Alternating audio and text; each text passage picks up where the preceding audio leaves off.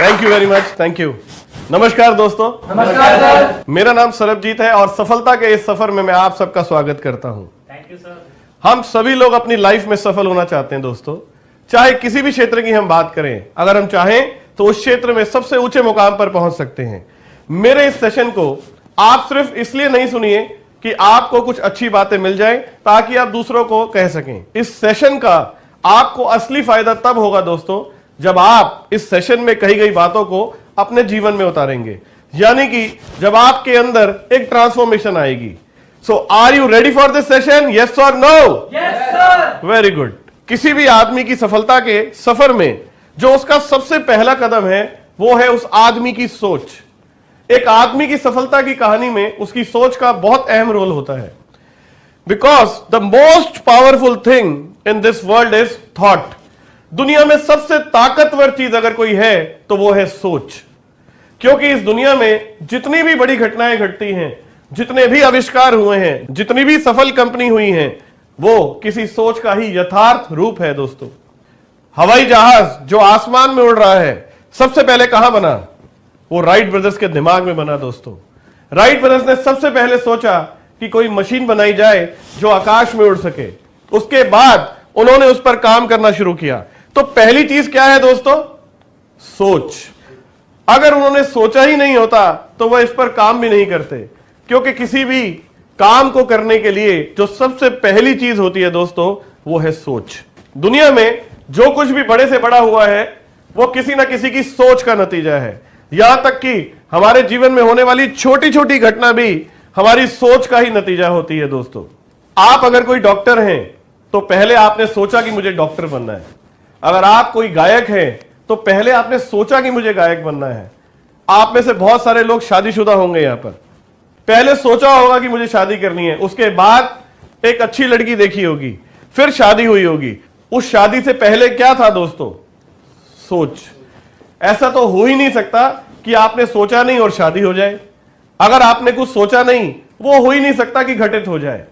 ठीक इसी तरह से अगर आप अमीर बनना चाहते हैं तो पहले ठीक से सोचिए कि आप अमीर बनना चाहते हैं। यहां आपने ठीक सुना, मैंने यही कहा, पहले सोचिए कि आप अमीर बनना चाहते हैं, क्योंकि हम सोचते ही नहीं हैं। एक बार मैं दिल्ली के एयरफोर्स ऑडिटोरियम में लाइव प्रेजेंटेशन लिख रहा था दोस्तों। उस प्रेजेंटेशन में ज्यादातर लोग एवरेज क्लास से बिलोंग करते थे। मैंने उन लोगों से एक ओपन प्रश्न पूछा, आज से 5 साल बाद आप लोग अपने आप को कहां देखना चाहते हैं? चाहे आप जिस भी क्षेत्र में प्रयास कर रहे हो। तो उस भीड़ में ज्यादातर लोगों के वही आंसर थे जो मैं उम्मीद कर रहा था। वो लोग बड़ा सोच ही नहीं पा रहे थे।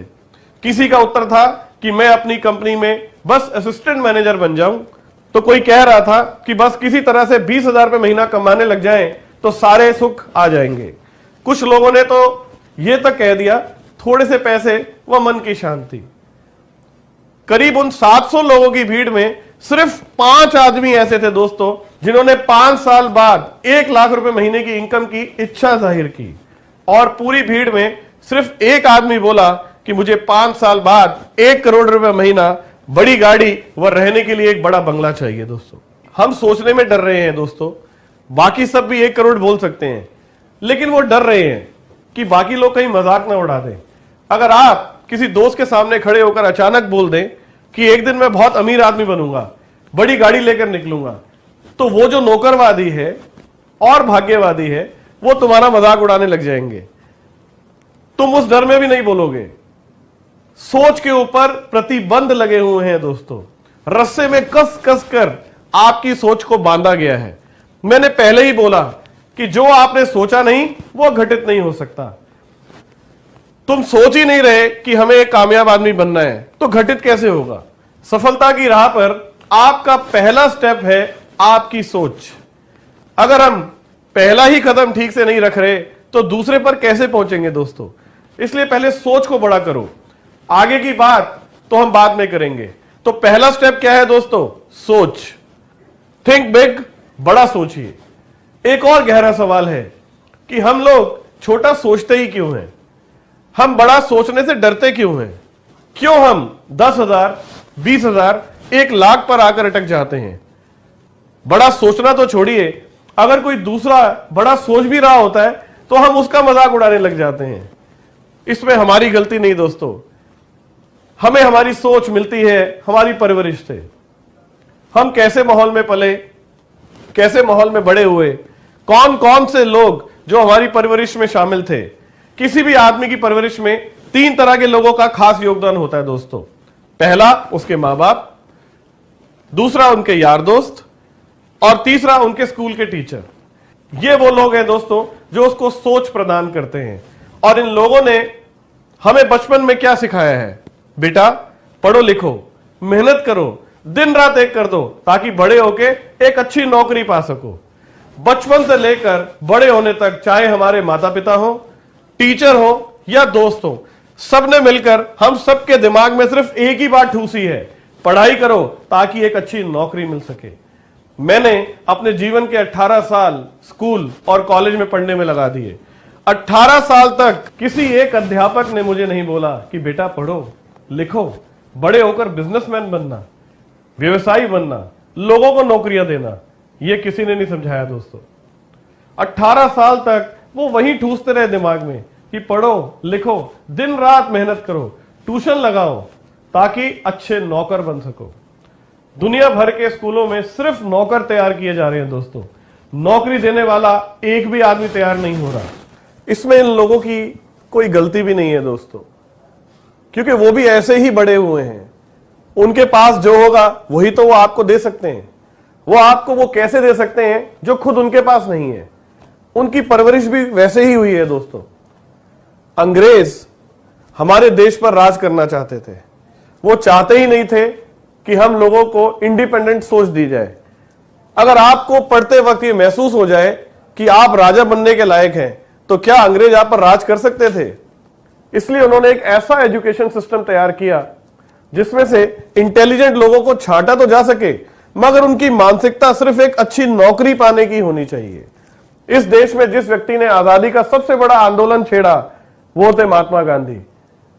वो बाहर से पढ़कर आए थे, इंडिया से नहीं पढ़े दोस्तों। उन्हें मालूम था कि एंटरप्राइजिंग स्टडी क्या होती है। जब वो देश में आए तो उन्हें गुलामी बर्दाश्त नहीं हुई, क्योंकि वहां तो गुलामी सिखाई नहीं गई थी। हमारे देश को आजादी तो मिल गई दोस्तों, मगर हमारी सोच आज भी गुलाम है, क्योंकि एजुकेशन सिस्टम तो वही है जो अंग्रेजों ने चलाया था। एक बार एक बाज का अंडा कौवे के घोंसले में गिर गया। उसमें से जब बच्चा पैदा हुआ तो कौवे ने ही उसे अपना बच्चा समझकर पाला। जितनी ऊंचाई तक कौवा उड़ सकता था, उन्होंने उतनी ही ऊंचाई तक उसे उड़ने सिखाया। एक दिन जब बाज के बच्चे ने दूसरे बाज को आकाश में बहुत ऊपर उड़ता हुआ देखा, तो उसने अपनी कौवी मां से कहा, देखो मां, वो भी देखने में मेरे ही जैसा है, पर वो इतना ऊपर कैसे उड़ रहा है? क्या मैं भी उतना ऊंचा उड़ सकता हूं? तब कौवी ने उसे समझाया, नहीं बेटा, ये बड़े लोग हैं, वो ऊंचा उड़ सकते हैं, हम तुम नहीं। और उस बाज के बच्चे ने कभी ऊंची उड़ान भरने की कोशिश भी नहीं की दोस्तों। क्यों? क्योंकि उसकी ऊंची सोच का गला उसकी परवरिश ने घोट दिया। हम आप भी उस बाज के बच्चे की तरह ही है दोस्तों। जब कोई बच्चा अपनी मां से कहता है कि मां, मैं एक दिन बहुत अमीर बनूंगा, मेरे पास गाड़ी होगी, बंगला होगा, तब उसकी मां उसे डांट कर कहती है, चुप कर, हम सर्विस क्लास लोग हैं, हमेशा अपनी चादर देखकर ही पैर पसारने चाहिए, बड़ी बड़ी बातें नहीं करनी चाहिए। क्यों दोस्तों, ऐसा होता है ना? Yes sir. मैं एक बात पूछना चाहता हूं, जो लोग अमीर हैं, बड़े बंगलों में रहते हैं, बड़ी कारों में घूमते हैं, हवाई जहाज में घूमते हैं, वह किस तरह से आपसे अलग है? वही 2 हाथ, 2 पैर, वही शरीर।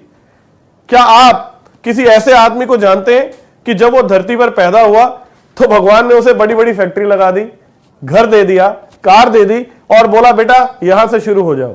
हर कहानी जीरो से शुरू होती है दोस्तों।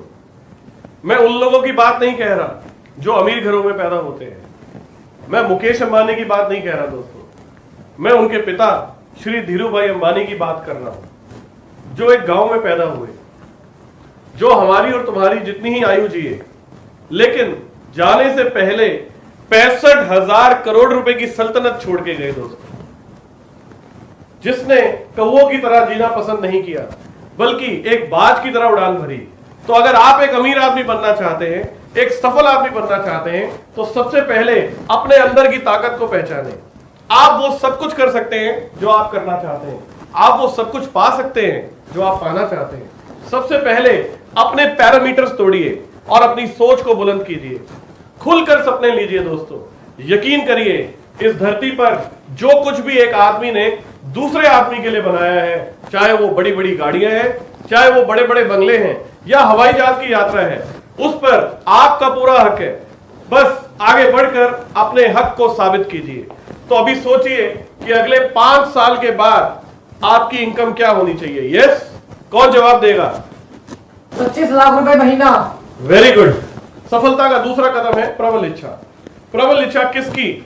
उस सोच को पूरा करने की, उस सोच को अंजाम तक पहुंचाने की, यानी कि 25 लाख रुपए महीने की इच्छा भी 2 तरह की होती है दोस्तों, एक कमजोर इच्छा और दूसरी प्रबल इच्छा। इसे समझने के लिए एक उदाहरण लेते हैं। मान लीजिए रात के 11 बजे हैं, बाहर कड़ाके की ठंड पड़ रही है, आप रजाई में दुब के बैठे हैं, तभी आपके मन में एक इच्छा आती है कि क्यों ना गरम गरम टिक्की खाई जाए। अब देखना यह है कि आपकी कमजोर इच्छा है या प्रबल इच्छा है। अगर वो कमजोर इच्छा है तो आपकी ठंड उस इच्छा पर हावी हो जाएगी। आप सोचेंगे कि कौन ठंड में यहां रजाई से निकलेगा, छोड़ टिक्की शिक्की, बैठकर आराम से टीवी देखते हैं और मूंगफली खाते हैं। लेकिन अगर वो इच्छा प्रबल होगी तो आप क्या करेंगे?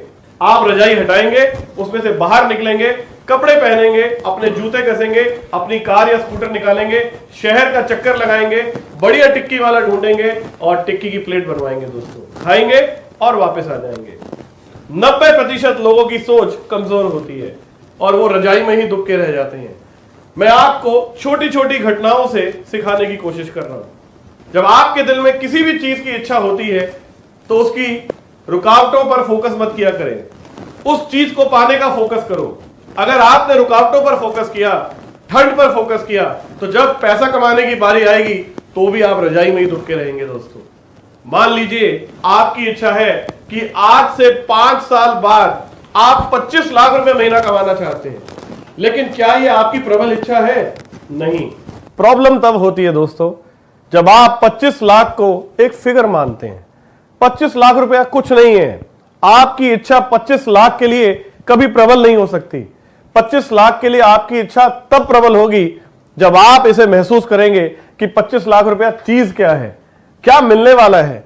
महसूस करो, एक 5000 गज की जगह में एक बड़ा सा बंगला हो आपका, जिसमें आगे पीछे लॉन हो, स्विमिंग पूल हो, आपका अपना जिम हो, 5 कमरे हो, वह एक बड़ा सा ड्राइंग रूम हो, आपके माता पिता के लिए एक मंदिर अलग से बना हुआ हो, बच्चों के लिए खेल का हर एक सामान हो, 4-5 लंबी गाड़ियां हो, एक आपके मम्मी पापा के लिए मंदिर ले जाने के लिए, एक गाड़ी बच्चों को स्कूल से लाने व ले जाने के लिए, एक आपकी वाइफ के लिए।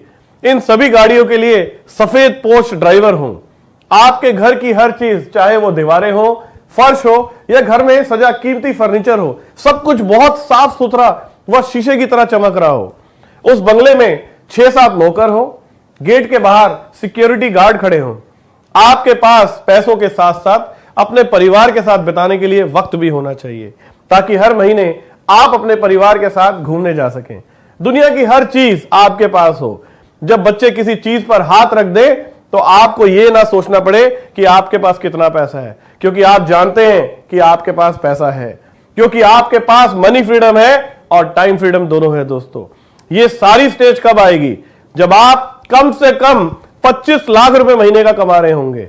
इस सपने को महसूस कीजिए, क्योंकि अगर आप इस सपने को महसूस नहीं करेंगे तो 25 लाख रुपए महीना पाना आपकी प्रबल इच्छा नहीं बनेगी।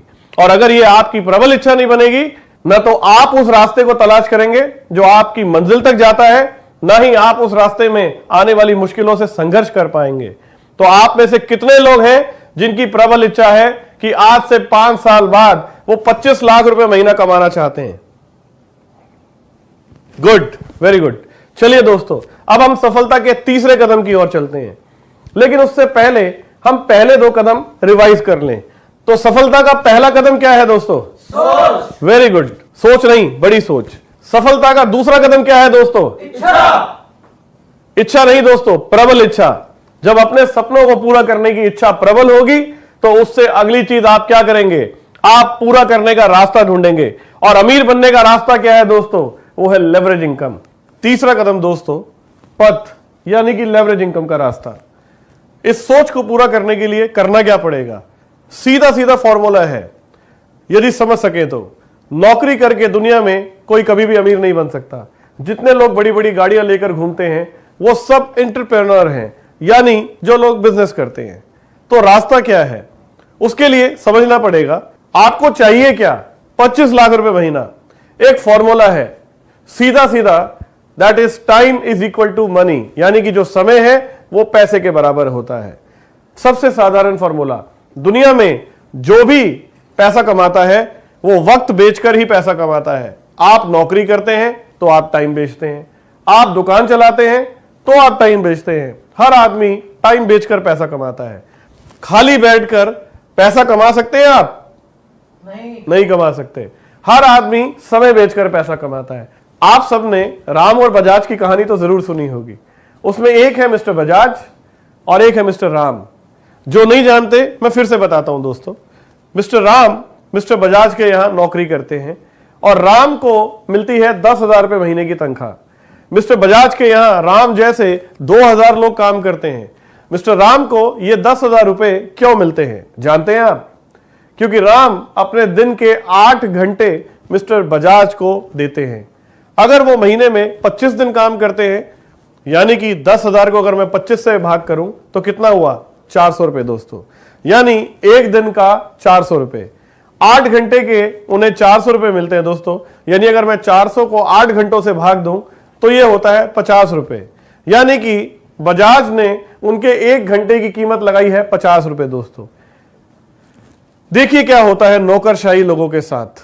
ये 50 रुपए की कीमत किसने लगाई? मिस्टर राम की। ऑफ कोर्स मिस्टर बजाज ने। मिस्टर राम अपने वक्त की कीमत भी नहीं लगा सकते। मिस्टर राम ज्यादा से ज्यादा कितना पैसा और कमा सकते हैं? अगर वो 24 घंटे के 24 घंटे भी काम करें तो भी 1200 रुपए कमा सकते हैं और महीने का 36,000 रुपए कमा सकते हैं दोस्तों। 25 लाख की तो बात ही नहीं आती, वो तो लाख पर भी नहीं पहुंच पाते। अब जरा मिस्टर बजाज से मिलते हैं। मिस्टर बजाज मिस्टर राम को 10,000 रुपए महीना कब देंगे? जब मिस्टर राम उन्हें कम से कम 20,000 रुपए कमा के देंगे। गलत तो नहीं कह रहा मैं दोस्तों? नहीं सर। यानी कि यह बात ऐसे भी समझी जा सकती है कि अगर मिस्टर राम दिन में 8 घंटे काम करते हैं तो 4 घंटे अपने लिए और 4 घंटे मिस्टर बजाज के लिए। मिस्टर राम जैसे 2,000 लोग काम करते हैं और औसतन हर आदमी बजाज के लिए 4-4 घंटे काम करता है, तो मिस्टर बजाज के लिए एक दिन में 8,000 घंटे काम होता है दोस्तों। अगर हर घंटे का मिस्टर बजाज को भी 50 रुपए मिलता हो तो मिस्टर बजाज 4 लाख रुपए एक दिन का कमाते हैं। इसलिए मिस्टर राम दिल्ली के एक फ्लैट में रहते हैं और दिन रात स्कूटर पर आते जाते हैं। उनके बच्चे सरकारी स्कूलों में पढ़ते हैं और मिस्टर बजाज बड़े से बंगले में रहते हैं और बड़ी गाड़ियों में घूमते हैं। साधारण सा फॉर्मूला है दोस्तों कि समय ही पैसा है। मिस्टर राम के समय के बैंक में सिर्फ 4 घंटे हैं और मिस्टर बजाज के समय के बैंक में रोज 8,000 घंटे हैं दोस्तों। समझ रहे हैं आप? Yes sir. यानी रास्ता क्या है कि अगर आप अमीर बनना चाहते हैं, अगर आप पैसा कमाना चाहते हैं, तो सीधे से पहला रास्ता यह है कि कोई ऐसा काम करो जहां आपका टाइम मल्टीप्लाई हो सके। ऐसा कोई काम जिसमें टाइम मल्टीप्लाई नहीं हो रहा, उसमें आप अमीर बनने का ख्वाब छोड़ दीजिए दोस्तों। जो मिल रहा है उससे सिर्फ जिंदगी काट सकते हैं। 25 लाख के लिए कौन सा रास्ता होगा? कोई ऐसा काम हो जिसमें बहुत सारे लोग आपके लिए काम करें और आपके टाइम को मल्टीप्लाई करें। जितने ज्यादा लोग होंगे, जितना ज्यादा आपका टाइम मल्टीप्लाई होगा, उतना ही ज्यादा आप पैसा कमाएंगे। तो चौथा कदम है दोस्तों विकल्प, यानी कि ऑप्शन, और वो विकल्प है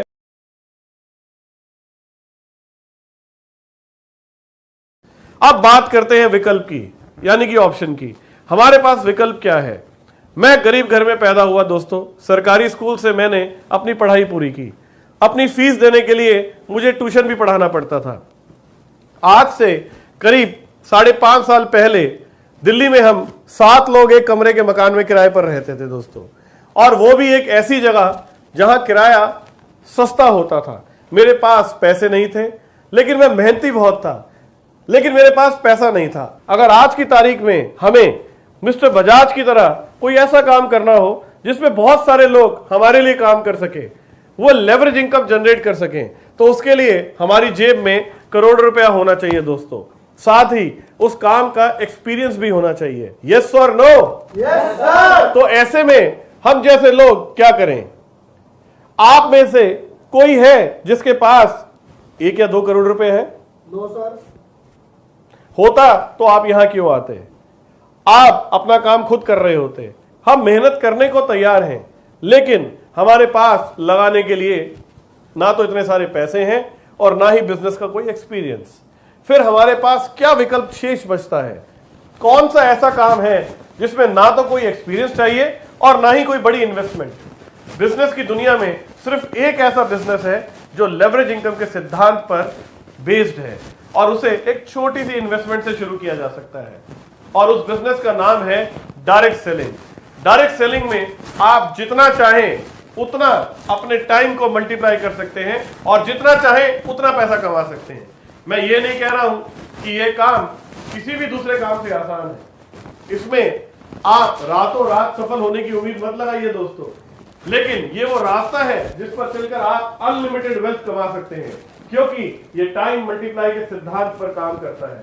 यह बिजनेस 100% उम्मीद के मुताबिक है, इसमें सफलता निश्चित है। मैंने सुना है कई लोगों को यह कहते कि यह बिजनेस काम नहीं करता, इसमें ज्यादातर लोग कामयाब नहीं होते, लोग अपना पैसा फंसा लेते हैं। मैं उनसे वापस एक सवाल पूछता हूं, दुनिया में कौन सा ऐसा बिजनेस है जिसमें अगर आप जरूरी मेहनत व ध्यान नहीं देंगे तो कामयाब हो जाएंगे?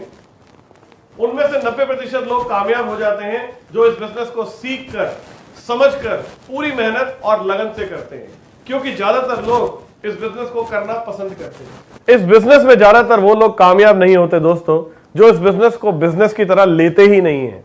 वो इस बिजनेस में इस एटीट्यूड से काम करते हैं कि चल यार एक चांस है, लेकर देख लेते हैं, अगर क्लिक कर गया तो भी ठीक है, नहीं हुआ अपना काम तो है ही।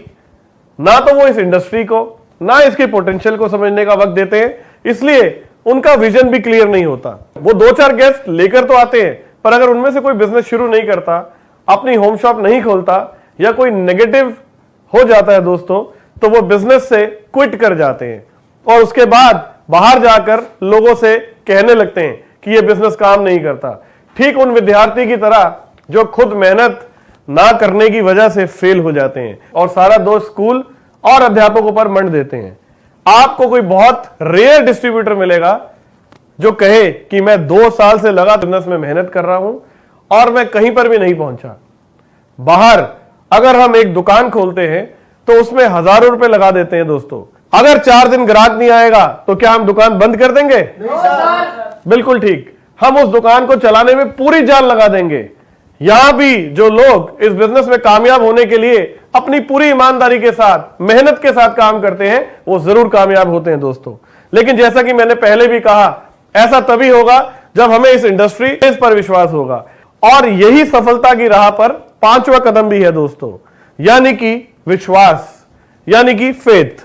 यह है टर्निंग पॉइंट आपका। सारी बात इस शब्द पर आकर रुक जाती है दोस्तों। मान लिया कि लेवरेज इनकम करना पड़ेगा, लेकिन क्या यह विश्वास अंदर है कि यह सड़क कामयाबी की ओर जाती है? क्या यह 100% श्योर है कि इस रास्ते पर चलकर आज से 5 साल के बाद मैं 25 लाख रुपया हर महीने कमा पाऊंगा? विश्वास तो नहीं होता दोस्तों। आधा अधूरा विश्वास लेकर हम काम शुरू करते तो हैं, और यकीन मानो अगर विश्वास आधा अधूरा है तो सफलता के चांस भी आधे अधूरे हैं।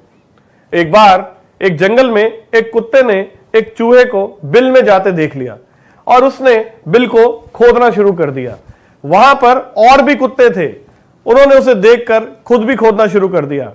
वो बहुत देर तक बिल खोदते रहे।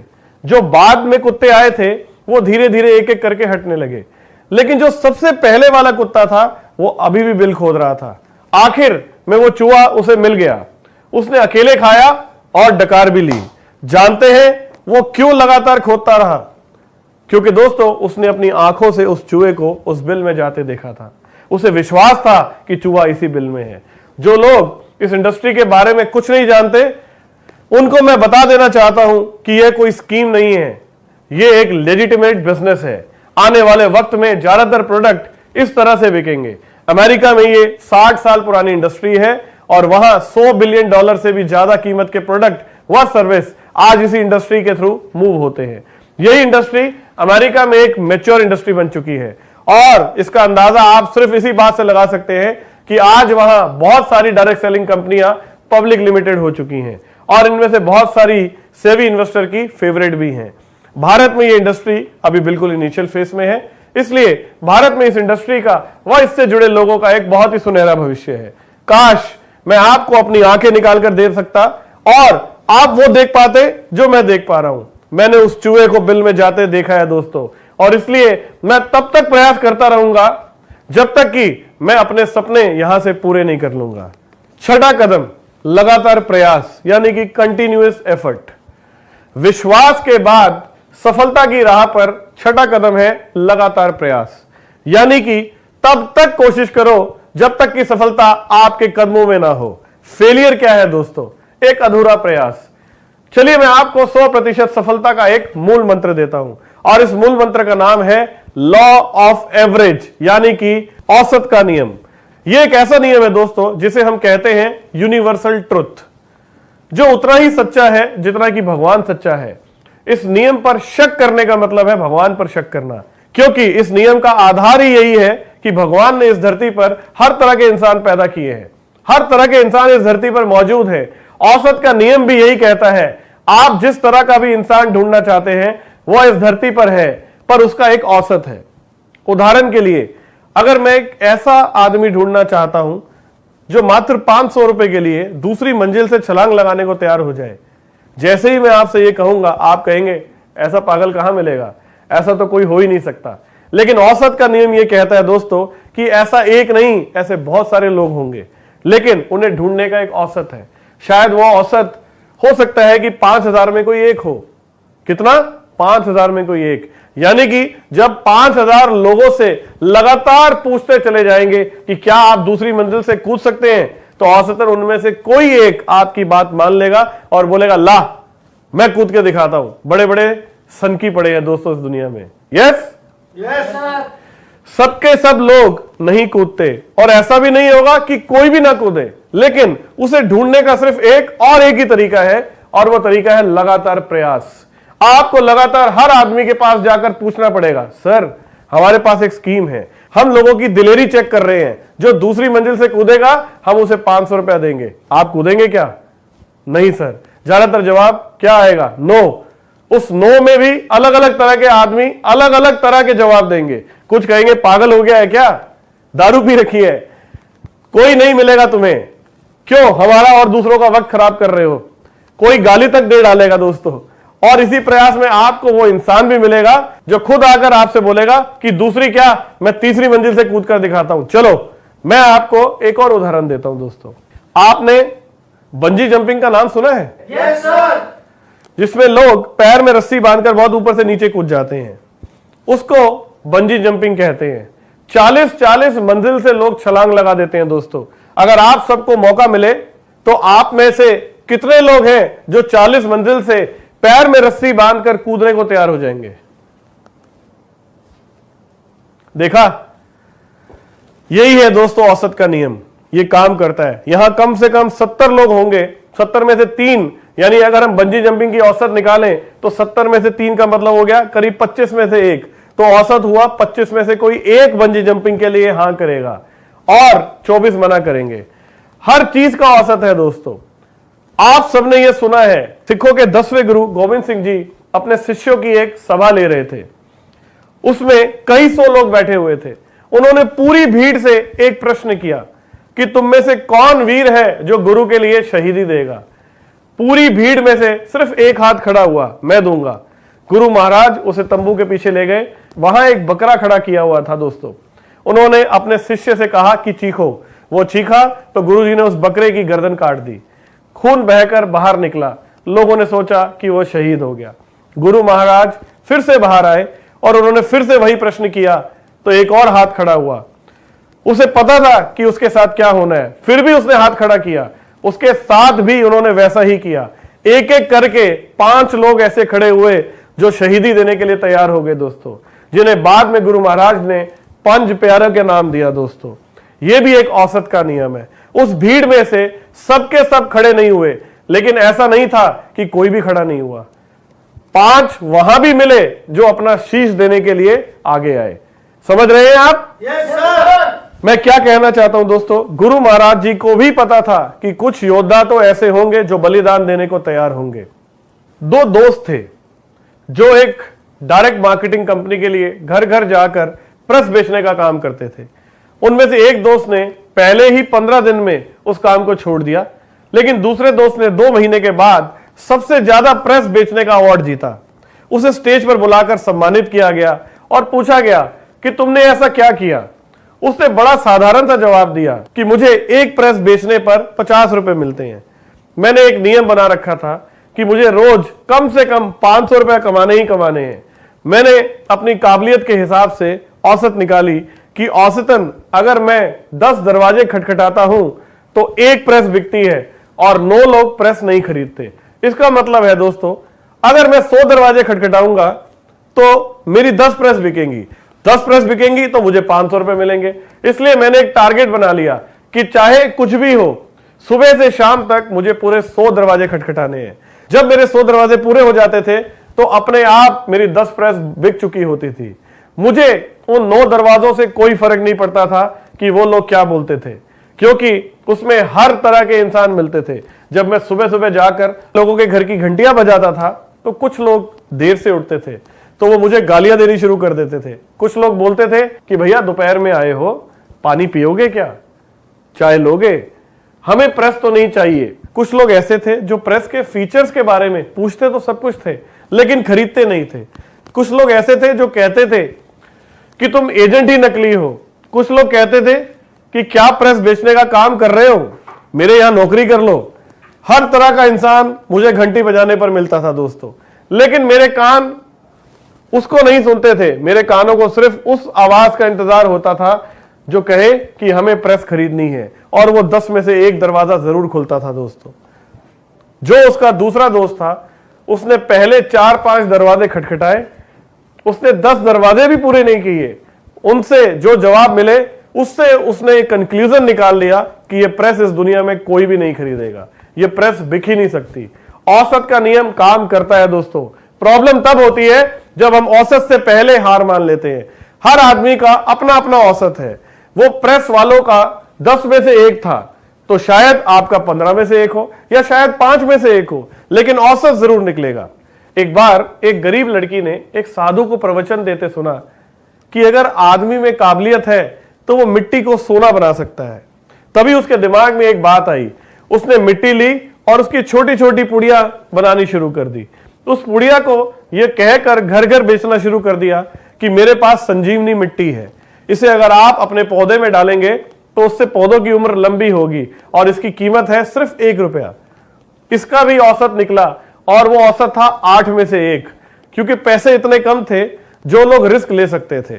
उन्होंने वह पुड़िया उससे खरीद ली। यानी कि औसत का नियम इतना ताकतवर होता है कि उस लड़की ने मिट्टी को भी बेचकर पैसा कमा लिया। मैकडोनल्ड का नाम तो सुना होगा आप लोगों ने। Yes sir. मैकडोनल्ड दुनिया की सबसे बड़ी रेस्टोरेंट की सीरीज है दोस्तों। यह अमेरिका की कंपनी है। इसके मालिक है रे क्रॉक। रे क्रॉक का 1950 से 60 में न्यूयॉर्क के अंदर अपना एक बर्गर का रेस्टोरेंट था, बहुत चलता था। उस आदमी के मन में एक सोच आई कि काश ऐसा हो पाता कि मेरा मैकडोनल्ड दुनिया के हर बड़े शहर में खुल जाए। उसने इस सोच को प्रबल इच्छा में बदला। फिर उसने एक फॉर्मूला सोचा। उस फॉर्मूले को आज हम सब लोग फ्रेंचाइजी कहते हैं दोस्तों। इस फॉर्मूले को लेकर वो लोगों के पास गया और बोला, भाई साहब आप मेरा रेस्टोरेंट खोलो, आप पहले जगह खरीदो, वो जगह आप खरीदेंगे, उसकी सजावट भी आप करेंगे, पैसा भी आप लगाएंगे, लेकिन बोर्ड मैकडोनल्ड यानी कि मेरा लगेगा। आप मुझे थोड़ी रॉयल्टी भी देंगे क्योंकि मैं बोर्ड लगा रहा हूं, और साथ में जो भी स्टाफ होगा उसकी सैलरी भी आप देंगे, लेकिन उसमें मेरा प्रॉफिट होगा 15%। मैं आपको सिर्फ बर्गर बनाने का फॉर्मूला दूंगा और कुछ नहीं। कितने लोग मान गए होंगे दोस्तों उस समय? जिसके पास जाते वो डांटता और बोलता, वाह पैसा मेरा, लोग भी मेरे, सब कुछ मेरा, बोर्ड तेरा, तू सिर्फ फॉर्मूला देगा मुझे कागज के ऊपर, जिस पर तू प्रॉफिट भी मांग रहा है और रॉयल्टी भी। क्या आप जानते हैं दोस्तों कि रे क्रॉक को पहली हां सुनने से पहले 1000 ना का सामना करना पड़ा, यानी कि उसकी औसत थी 1000 में से 1। 999 ना सुनने की हिम्मत उसी के पास हो सकती है दोस्तों, जिसे अपने ऊपर विश्वास हो। ये रे क्रॉक का ही विश्वास था कि आज मैकडोनल्ड कोका कोला के बाद विश्व में सबसे बड़ा ब्रांड नेम है। लेकिन आज मैकडोनल्ड जो कुछ भी है दोस्तों, उसके पीछे कौन जिम्मेदार है? औसत का नियम। औसत का नियम कहता है कि हम कोशिशों के नंबर में गलती करते हैं। हर आदमी की औसत किसी भी काम की सफलता में अलग अलग होता है। हमें हमेशा अपना औसत निकालना चाहिए और कामयाबी के लिए लगातार प्रयास करना चाहिए। नाकामयाब लोग वही होते हैं जो औसत से पहले प्रयास करना छोड़ देते हैं। द्रोणाचार्य ने एक बार अपने शिष्यों की परीक्षा लेने के लिए एक काठ, लकड़ी की चिड़िया पेड़ पर टांग दी और अपने सारे शिष्यों से कहा कि इस चिड़िया की आंख पर निशाना लगाओ। जब उन्होंने अपने सभी शिष्यों से पूछा कि तुम्हें क्या नजर आ रहा है, तो किसी ने बोला मुझे आसमान दिखाई दे रहा है, पेड़ के पत्ते नजर आ रहे हैं, पंख नजर आ रहे हैं। जब अर्जुन से पूछा गया तो उसने कहा मुझे सिर्फ चिड़िया की आंख नजर आ रही है। बात बड़ी साधारण सी थी दोस्तों, लेकिन गहरी। जरा समझना, तीर अगर इस चिड़िया की आंख पर लगा तो वो सफल हो गया, यानी कि सक्सेस। अगर इस आंख से एक सूत भी इधर या इधर लगा तो वो है फेलियर। कहने का मतलब है कि सफलता एक छोटी सी जगह पर केंद्रित होती है। इस छोटी सी जगह को छोड़कर बाकी सब कुछ है, वो क्या है? वो है फेलियर दोस्तों। उस आंख के अलावा तीर कहीं भी लगे वो फेलियर है। यही तो औसत का नियम कहता है। अगर औसत का नियम आपको मालूम है तो यह बिजनेस 100% प्रेडिक्टेबल है दोस्तों। इस बिजनेस की 100% भविष्यवाणी की जा सकती है। सिर्फ आपको ईमानदारी से अपने औसत निकालने होंगे। चलिए देखते हैं कि किस तरह औसत के नियम की मदद से हम ये प्रेडिक्ट कर सकते हैं कि 5 साल बाद हम कैसे 25 लाख रुपए महीना कमा रहे होंगे। 7वां कदम, हमारा टारगेट है 25 लाख रुपए प्रति माह। 25 लाख रुपए का चेक आप जानते हैं आपका कब आएगा?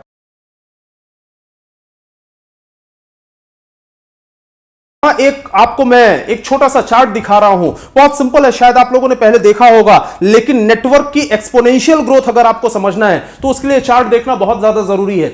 एग्जांपल ये रहे आप, और आपने इस बिजनेस को शुरू किया और आपने पहले महीने में ज्यादा आप काम ना भी कर पाए तो भी सिर्फ 2 लोगों को स्पॉन्सर किया और 2 लोग ही डुप्लीकेट हो पाए। अगर 2 लोग ही डुप्लीकेट हो पाए, उन्होंने ही सिर्फ काम करना शुरू किया, और इन दोनों के माध्यम से क्या क्या हो सकता है। देखिए, पहले महीने में तो आपको मिला 1200 रुपए, लेकिन सिर्फ 2 लोग डुप्लीकेट हुए, सिर्फ 2 लोगों ने काम किया, तो दूसरे महीने में आपको मिलेगा 2400 रुपए, तीसरे महीने में आपको मिलेगा 4800 रुपए। करते करते साल भर में टोटल अगर होंगे तो ये 8190 लोग होते हैं, और 8190 लोगों में आपकी आमदनी होती है 29,07,600 रुपए। कई बार लोग बोलते हैं कि सर मैंने ये कैलकुलेशन कई बार देखा हुआ है और ये कैलकुलेशन मुझे प्रैक्टिकल नहीं लगता। देखिए दोस्तों, ऐसा है, हमें प्रैक्टिकल जिंदगी में वही चीजें लगती हैं जो हमारे साथ होती हैं। जिस दिन आपके साथ होगा आपको प्रैक्टिकल लगने लगेगा। जिस दिन आप ऐसे ढेर सारे लोगों से मुलाकात करेंगे जिन्होंने ये अचीव करके दिखाया तो आपको प्रैक्टिकल लगने लगेगा। लेकिन आज अगर आपको प्रैक्टिकल नहीं भी लग रहा है तो कोई बात नहीं, चिंता मत करिए। अगर मान के चलते हैं कि ऐसा नहीं भी हुआ तो नेगेटिव होगा तो क्या होगा? बहुत सिंपल है, अगर ये 100% है तो 100% में आपको 29 लाख रुपए की आमदनी होती है। लेकिन अगर 50% भी मान के चलते हैं, 50% भी हुआ, तो 50% में भी आपकी आमदनी करीबन 14.5 लाख रुपए की होती है सालाना। साल की आमदनी, महीने का 1 लाख रुपए से ज्यादा की आमदनी। 50% मतलब इनमें से 50% लोग अगर एक्टिव नहीं है तो भी। इसके बाद अगर हम 25% की बात करें, इससे भी आधा लेकर आए, तो भी आपकी साल की आमदनी करीबन 7-7.25 लाख रुपए से ज्यादा की होती है। और अगर मिनिमम लेकर चलते हैं 10% पर भी अगर आप आए तो भी आपकी जो साल की आमदनी है वो करीबन 70 से 80 हजार रुपए होती है। मतलब है मिनिमम टू मिनिमम भी अगर हम इनकम करेंगे तो भी महीने की हम 7-8 हजार रुपए की आमदनी कर सकते हैं। और अगर आप इससे भी ज्यादा नेगेटिव सोचे कि मैंने अगर आमदनी किया ही नहीं तो क्या होगा, तो भी कोई बात नहीं सर।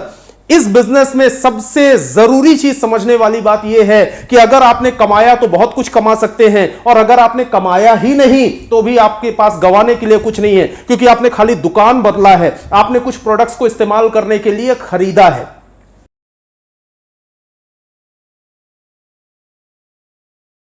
वैसे तो हर आदमी का औसत अलग अलग है। जैसे कि जब हम हॉट और वार्म मार्केट से गेस्ट इंट्रोड्यूस करते हैं, इस बात पर ज्यादा डिपेंड करता है कि आपकी अपने दोस्तों और रिश्तेदारों में इमेज क्या है, आपको क्या समझा जाता है, अच्छा इंसान या खराब इंसान। मैं बहुत कड़वा और साफ बोल रहा हूं दोस्तों, अगर आपकी इमेज अच्छी है तो आपकी औसत बहुत अच्छी हो सकती है। कोल्ड मार्केट और फ्रेश मार्केट आपको ज्यादा जानती नहीं दोस्तों, तो यहां आपकी औसत इस बात पर निर्भर करती है कि यहां आपकी प्रेजेंटेशन कैसी है और आपका एटीट्यूड कैसा है। प्रेजेंटेशन का मतलब है कि आप इस बिजनेस को कैसे प्रेजेंट करते हैं, क्योंकि वो आपको जानता नहीं, वो सिर्फ आपको देखेगा, आपकी बात करने के तरीके को देखेगा, आपकी लुकिंग देखेगा। प्रेजेंटेशन में आपका ड्रेस कोड, आपका एटीट्यूड, आपका कॉन्फिडेंस, ये चीजें मैटर करती हैं। वो लोग आप पर शक करेंगे कि आप झूठ बोल रहे हैं या सच। साथ में आपके टूल्स समझते हैं, क्या सबूत है कि आपका आईडीएसए के साथ टाई अप है, सबूत है कि आप इस कंपनी में है भी या नहीं। कोल्ड मार्केट और फ्रेश मार्केट सबूत चाहती है। और सबसे इंपॉर्टेंट है आपका एटीट्यूड। हर एक का औसत अलग अलग होता है, लेकिन औसत सबका होता है। अगर आप जाकर किसी से गंदे से गंदा ये भी बोले कि एक मेंबर बनाने वाला काम किया है, आदमी फंसाने हैं, तब भी एक औसत निकल जाएगा दोस्तों। वैसी सोच वाले भी मिल जाएंगे। औसत हर एक का होता है, हर आदमी बिजनेस करता है, प्रयास की संख्या कम या ज्यादा हो जाती है। जैसे जैसे आपकी प्रेजेंटेशन सुधरती जाएगी, ये औसत और सुधरता जाएगा। अभी 15 में से 1 है, फिर 5 में से 1 भी आ जाएगा दोस्तों। मेरा औसत तो और भी शानदार होता है दोस्तों, मैं 4 में से 2 की होम शॉप खुलवा ही देता हूं। समझ रहे हैं कि मैं क्या कहना चाहता हूं? Yes yes sir. ये तो मैंने आपको समझाने के लिए बताया। हम ये मान लेते हैं कि एवरेज आप 10 में से 1 को बिजनेस शुरू करवाते ही हैं, उसकी होम शॉप खुलवाते ही हैं, कि अगर आप आज से 5 साल के बाद 25 लाख रुपए महीने का चेक चाहते हैं तो उसके लिए आपको उसकी कीमत देनी होगी। वो है 7 गेस्ट प्रति माह इस ऑफिस में लाने पड़ेंगे। सभी का औसत अलग अलग है, किसी का 12 में से भी हो सकता है और किसी का 6 भी हो सकता है, किसी का 5 भी हो सकता है। समझ रहे हैं कि क्या कहना चाहता हूं? Yes yes sir. अगर आपका औसत निकल रहा है तो शायद 50 लाख आ जाएगा। बुरा तो नहीं मान जाएंगे ना कि अगर 25 लाख सोचते थे तो 50 लाख आ गए, बुरा तो नहीं मानेंगे? No sir. Thank you. तो आज से आपका टारगेट है 10 गेस्ट प्रति माह आने ही आने हैं। Yes or no? Yes sir. अगर इच्छा प्रबल है तो ये थोड़े ही देखना पड़ेगा कि ठंड कितनी है और क्या करना पड़ेगा, रजाई हटानी पड़ेगी तो पड़ेगी। मुझे एक बात बताओ, जब आपके अंदर कोई इच्छा ही नहीं थी तो बेकार में तुम्हारे 80 दोस्त बन गए। आज तुम्हारे जीवन, तुम्हारे सपनों का सवाल है, तो और दोस्त नहीं बना सकते दोस्तों? क्या लोगों ने मना कर रखा है आपसे दोस्ती करने से? साधारण सी बात है। अगर आप एक फैक्ट्री चला रहे हैं और फैक्ट्री में लोहा खत्म हो जाए तो क्या फैक्ट्री को ताला लगा देंगे? नहीं सर। क्या करेंगे? लोगों से बात करेंगे और अपनी फैक्ट्री में लोहा या रॉ मटेरियल डलवाएंगे। बड़े बड़े बंगलों में रहना, बड़ी बड़ी गाड़ियां चलानी है, तो ये कीमत है दोस्तों उसकी। Yes or no? Yes sir. अब आप इतनी बड़ी ऑर्गेनाइजेशन चलाने जा रहे हैं, आप उम्मीद कर रहे हैं कि मेरी ऑर्गेनाइजेशन 25 लाख की हो, और आप जानते हैं कि आज पैसा लोगों से मल्टीप्लाई होता है। पैसा तब आएगा जब लोग आपके लिए काम करेंगे, तो उसके लिए आप लोगों से दोस्ती नहीं कर सकते। ये उनका काम है, उनका काम का हिस्सा है लोगों से मिलना, उनका मिशन है लोगों से मिलना। बचे हुए वक्त में आपके एक दिन में 24 घंटे हैं, 2 घंटे बहुत है लोगों से मिलने के लिए। अब सवाल यह है कि लोग मिलेंगे कहां? बात वही है कि जब सोच आती है तो रास्ता भी आता है। कहां मिलेंगे लोग? सुबह सुबह सब खाली होते हैं, कोई मंदिर में पहुंचा होता है, कोई पार्क में पहुंचा होता है, कोई जिम में कसरत कर रहा होता है, समझ रहे हैं ना आप, कोई धर्म सभा में बैठा होता है, कुछ लेडीज किटी पार्टी कर रही होती हैं। कितने खाली हैं लोग हमारे देश में, आपको तो मालूम ही है। अगर आपकी इच्छा है तो आप उन्हें ढूंढ सकते हैं। अगर आपकी इच्छा प्रबल है तो सुबह उठना ही पड़ेगा। मैं प्रैक्टिकल आपको बताता हूं दोस्तों। हमारा सपना है 25 लाख रुपए का। मैं सुबह पार्क से वापस आ रहा था, वहां आईसीआईसीआई बैंक के कुछ लड़के लड़कियां खड़े थे। उन्होंने आईसीआईसीआई की कैंप लगाई हुई थी। जब मैं वहां से जा रहा था तो मेरे अंदर का नेटवर्कर जाग गया। मैंने सोचा कि यहां तो नेटवर्कर घूम रहे हैं और ये मार्केटिंग कर रहे हैं, कैसे छोड़ दूं इन लोगों को। मैं उनके पास गया और मैंने उनसे बात करनी शुरू की। हेलो फ्रेंड्स, आप लोग आईसीआईसीआई की मार्केटिंग कर रहे हैं, मुझे आप लोग एक्टिव लग रहे हैं। जब आप यहां से फ्री हो तो मुझे मिलें, मेरे पास आप लोगों के लिए बहुत बढ़िया काम है। बुरा तो नहीं मानेंगे ये लोग? बुरा तो नहीं मानेंगे ये लोग? नहीं, बिल्कुल ठीक। आप पार्क में घूमने निकले, यहां कुछ लोग ऐसे हैं जो रेगुलर घूमने आते हैं। वहां एक अंकल जी रोज घूमने आते हैं। पहले दिन मैं उन्हें देखकर हल्का सा मुस्कुराया। कुछ लोग आपको जवाब देंगे, कुछ ना दें। जब मैं ग्लेज में था, आपने देखा होगा अखबार में लिखा होता था वॉक इन इंटरव्यू, यानी कि जितने भी यंगस्टर हैं वो इंटरव्यू देने आए, मैं भी पहुंच जाता था। जितने लोग इंटरव्यू देने आते थे सब दोस्त होते थे, क्योंकि सबको नौकरी चाहिए थी। ये बात तो बहुत छोटी सी है, डिपेंड करता है कि आपकी इच्छा कितनी प्रबल है। अगर आप नेटवर्कर हैं, यहां तक कि आप जिस भी शहर में रहते हैं वहां आपको एक एक आदमी में नेटवर्कर नजर आना चाहिए। औसत का नियम है कि अगर आप 10 से बात करेंगे तो 8 आपको जवाब नहीं देंगे, लेकिन 2 आपके साथ आपके टाइम को मल्टीप्लाई करने वाले हैं। अब आगे चलते हैं दोस्तों। अगर आप 10 लाते हैं तो 4 पॉजिटिव होंगे। अगर आप नेटवर्कर हैं और किसी भी लेवल पर हैं, और अगर इस महीने आपके 10 गेस्ट ऑफिस में नहीं पहुंचते हैं तो आप नेटवर्कर नहीं है दोस्तों। आप अपने सपनों से खिलवाड़ कर रहे हैं। आपको ये गेस्ट लाने ही लाने हैं, और ये भी ध्यान रखिए कि पीछे बैंक खाली नहीं होना चाहिए। रोज 3 से 4 घंटे नए लोगों से मिलने में बिताएं। मैं एक बहुत बड़े नेटवर्कर को जानता हूं जिनका नाम है मार्क यार्नेल। वह कहते हैं कि सक्सेसफुल लोगों से सीखना चाहिए, लेकिन हम लोग असफल लोगों से घिरे हुए हैं। अगर आप 25 लाख रुपए कमाना चाहते हैं तो आपको नेटवर्कर बनना पड़ेगा, फुल टाइम नेटवर्कर बनना पड़ेगा। और नेटवर्कर का ज्यादातर समय किसमें लगना चाहिए? लोगों से मिलने में। मार्क यार्नेल एक नेटवर्कर थे। मार्क यार्नेल की 16 देश में अपनी डाउनलाइन है, अरबपति आदमी है, क्योंकि सीधा सा फॉर्मूला है कि जितने ज्यादा लोग आपके नीचे काम करेंगे उतना ही आपका समय मल्टीप्लाई होगा और उतना पैसा आप कमाएंगे। उनका एक फॉर्मूला था। वह क्या करते थे? वह 10 बीज अपनी कोट की जेब में रखते थे, और शाम को जब ये बीज उनके कोट की दूसरी जेब में आ जाते थे तो वो कहते थे कि आज का दिन सफल हो गया। और वो बीज कैसे आते थे? वो जब एक नए आदमी से मिलते थे तो एक बीज यहां से दूसरी जेब में डाल देते थे। जब दूसरे नए आदमी से मिलते थे तो एक और बीज यहां से निकालकर दूसरी जेब में डाल देते थे। ऐसे ही जब 10 बीज इधर चले जाते थे तो मार्क यार्नेल कहते थे कि आज का दिन सफल हो गया, क्योंकि वो नेटवर्कर थे। ये उनका काम है, उनके काम का हिस्सा है लोगों से मिलना। उनका मिशन है लोगों से मिलना बचे हुए वक्त में। जब आप इस रास्ते पर चल रहे होंगे, अपने गेस्ट को इंट्रोड्यूस कर रहे होंगे, तो बहुत सारे लोग आपको रास्ते से हटाने की कोशिश करेंगे। इसमें हमारे माता पिता, हमारे भाई बहन, हमारे दोस्त भी शामिल हैं, क्योंकि साधारण सी बात है कि सफलता का रास्ता बहुत कम लोग जानते हैं, और जो जानते हैं वह दूसरों को बताते नहीं। हम 85% ऐसे लोगों से घिरे हुए हैं जो फेलियर के रास्ते पर हैं। मेरे मम्मी पापा मुझे बहुत प्यार दे सकते हैं दोस्तों, लेकिन सफलता का रास्ता नहीं दिखा सकते, क्योंकि वो खुद सफल नहीं हुए। अगर उन्हें पता होता तो वह खुद सफल हो जाते।